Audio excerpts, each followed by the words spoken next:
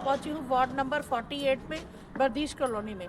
मेरे साथ यहां पर कांग्रेस की प्रत्याशी श्रीमती राधा नौटियाल मैडम हैं। आइए इनसे जानते हैं कुछ सवालों के जवाब। मैम नमस्ते।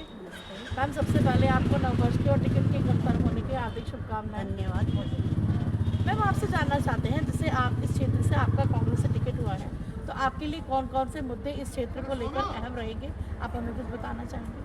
देखिए, मुद्दे तो सारे ही मुद्दे यहाँ पे अहम हैं, क्योंकि ना यहाँ पे सड़कें हैं ढंग से, ना यहाँ पे नालियाँ बनी हुई हैं, बिजली की समस्या यहाँ पे है, और जो सफाई की समस्या है, जो कूड़े की गाड़ी है यहाँ पे नगर निगम से जो आती है, वो भी उसकी भी यहाँ पे बड़ी समस्या है। तो इन सारी समस्याओं को देखते हुए ही मैं इस पार्षद पद के लिए उम्मीदवार बनी हूँ, और मैं इन सभी समस्याओं को मैं जनता की जो समस्याएं हैं वो मेरी अपनी समस्याएं समझ के इनका निदान करूँगी, कोशिश करूँगी। मैम आपसे जानना चाहते हैं, जैसे इस क्षेत्र में जो मतलब पार्षद पहले रहे, निवर्तमान पार्षद रहे, तो क्या उनके कार्यकाल में मतलब जैसे काम वगैरह या कुछ इस तरीके से? जनता बिल्कुल नाखुश है उनसे। जनता उनका बिल्कुल ही बायकॉट समझो कर दिया है जनता ने उस सरकार का, क्योंकि वो 3 बार की रह चुकी हैं। तो 3 बार यानी कि मतलब तिगुना जो जनता है वो त्रस्त है उनसे। तो अब तो जनता बिल्कुल ही उन्हें सत्ता में वापस मतलब क्या अपने दरवाजे तक नहीं आने दे रही है। तो और वो बदलाव चाहती है क्षेत्र की जनता। बदलाव के रूप में कांग्रेस प्रत्याशी राधा नौटियाल को ही भारी मतों से विजयी बनाना चाहती है। जी मैम, हम आपके क्षेत्र में घूमे थे तो हमें लोगों ने यही बोला कि हम इस बार राधा मैडम को देखना चाहते हैं। सर भी हमारे साथ हैं। सर आपसे जानना चाहेंगे, आप जैसे कांग्रेसी परिवार से बहुत लंबे समय से जुड़े हुए हैं, तो सर आपसे जानना चाहेंगे कि आपके लिए, जैसे आप पार्टी से जुड़े हुए हैं, तो आप हमारे चैनल के माध्यम से हमारे व्यूअर्स को या क्षेत्र की जनता को कुछ कहना चाहेंगे? देखिए, निश्चित ही देखिए, भारतीय जनता पार्टी तानाशाही की सारी हदें पार कर चुकी है। देखिए, जो चुनाव है वो निष्पक्ष होने चाहिए। चुनाव के अंदर कोई दादागिरी कुछ तरीके का नहीं चलता, पर जिस प्रकार इस बार चल रहा है देहरादून के अंदर, आप जो है कांग्रेस प्रत्याशियों के पोस्टर फाड़ रहे हैं, बैनर फाड़ रहे हैं। आपने अपनी टीम इसलिए लगा रखी है उन्हें बैनर पोस्टर फाड़े, तो ये तो बहुत ही दुर्भाग्यपूर्ण है। अगर राज्य के अंदर एक राष्ट्रीय पार्टी को आप चुनाव नहीं लड़ने देना चाहते हैं, तो एक निर्दलीय आदमी कहाँ से चुनाव लड़ेगा, कोई और कैसे लड़ेगा? तो ये जो है पूरी तरह से ये लोग जो है तानाशाही पर उतर चुके हैं। आप अपने एक के बदले 20 पोस्टर लगाएं, अच्छी बात है, आपको लगाने चाहिए, पर आप हमारा एक पोस्टर फाड़ें, ये दुर्भाग्यपूर्ण है। दूसरा, मैंने मेरे अभी कई जगह से सुना है कि टिकट ये जो वोटों की भी खरीद फरोख्त शुरू हो गई है। अब ये 2-3 दिन हम लोगों के लिए बड़े मुश्किल के हैं, क्योंकि ये लोग वोटों की खरीद फरोख्त कर रहे हैं। तेरे घर में कितने वोट हैं? 10 वोट हैं, चल ये पकड़, तेरे घर में 20 वोट हैं।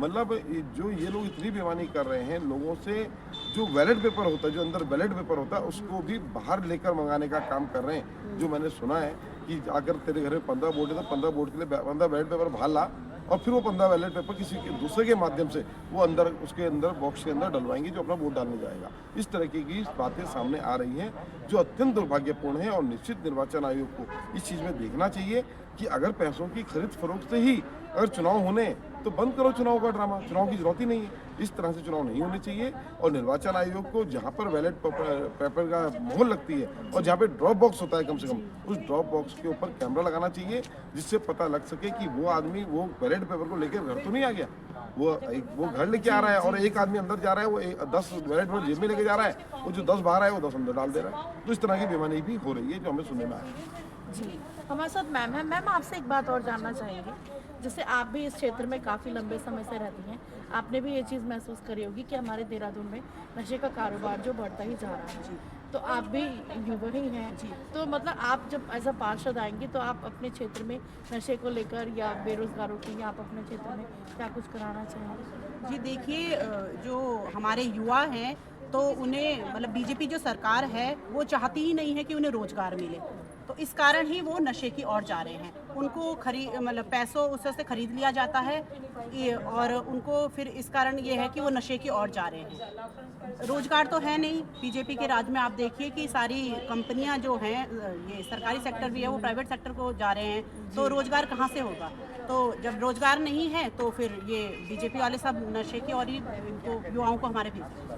मैम आपसे जानना चाहेंगे, आप एक खुद एक महिला हैं, तो आप जैसे अगर आप पार्षद के लिए आकर होकर आते हैं, तो आप महिलाओं के लिए क्या कुछ कराना चाहेंगे? जी, महिलाओं के लिए तो ये सोच रखा है कि जैसे महिलाएं वॉक पे जाती हैं, जैसे शाम को लंबा रूट हो जाता है तो उनके लिए कहीं कहीं सिटिंग एरिया जो होते हैं, सिटिंग चेयर्स वगैरह उसको उपलब्ध कराया जाए, और कहीं पे छोटे छोटे जैसे टॉयलेट की सुविधा उन्हें उपलब्ध कराई जाए, जैसे महिलाओं के लिए ये चीज़ ज़रूरी है।